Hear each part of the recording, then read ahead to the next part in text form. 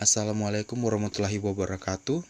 Saya Randi Pamatan dari Kelas Hubungan Internasional Angkatan 2019 Universitas Bosowa. Pada kesempatan ini saya akan mereview tugas tentang perspektif liberalis dan realis. Dalam teori hubungan internasional, memiliki beberapa pandangan perspektif. Salah duanya yaitu realis dan liberalis. Dan dalam teori tersebut, membantu kita dalam mengidentifikasi pola-pola tingkat keteraturan dalam dunia internasional politik ekonomi. Bukan cuma mengidentifikasi hal tersebut, tapi masih banyak aspek lainnya. Dan teori ini juga memungkinkan kita untuk melampaui deskripsi dan memberikan penjelasan kuasal dan prediksi sederhana. Dalam pemahaman teori liberalis, mereka ini lebih berpengaruh dalam perspektif IPA, menurut dari buku Theodore Hachon, yaitu Global Politik Economy Person, sangat dipengaruhi oleh prinsip-prinsip liberal, akan tetapi istilah liberal digunakan secara berbeda dalam IPA dan dalam politik Amerika Serikat. Ketika kelompok konservatif Amerika Serikat mendukung pasar bebas dan invensi pemerintah yang minimal liberal Amerika Serikat, mendukung ketertiban pemerintah yang lebih besar di pasar untuk mencegah dan merangsang pertumbuhan. Sebaliknya, para ekonom liberal punya kesamaan dengan Amerika Serikat. Mereka menekankan pentingnya pasar bebas dan properti pribadi dan berupaya membatasi peran pemerintah dalam urusan ekonomi.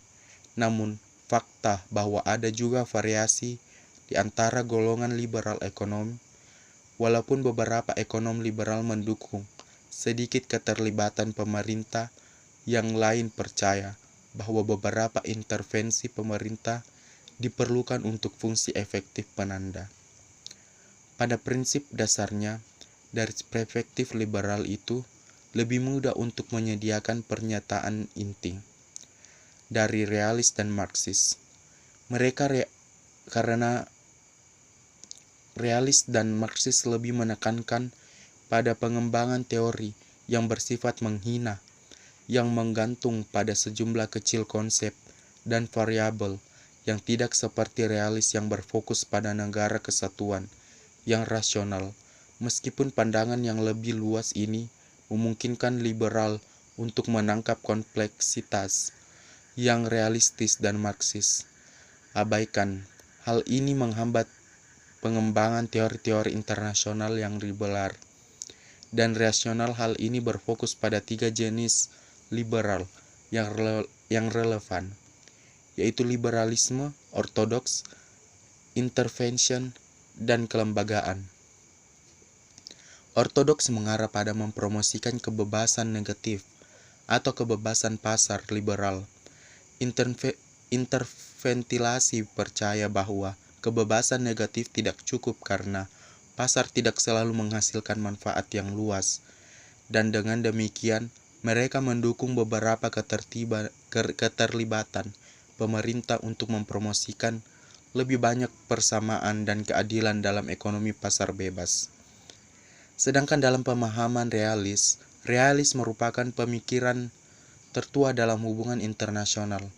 Realis adalah perspektif IPA yang penting karena perdebatan tentang kemerosotan ekonomi dan Amerika Serikat hegemoni vis-a-vis kekuatan baru seperti Cina tentang manfaat relatif dari keterlibatan pemerintah di pasar.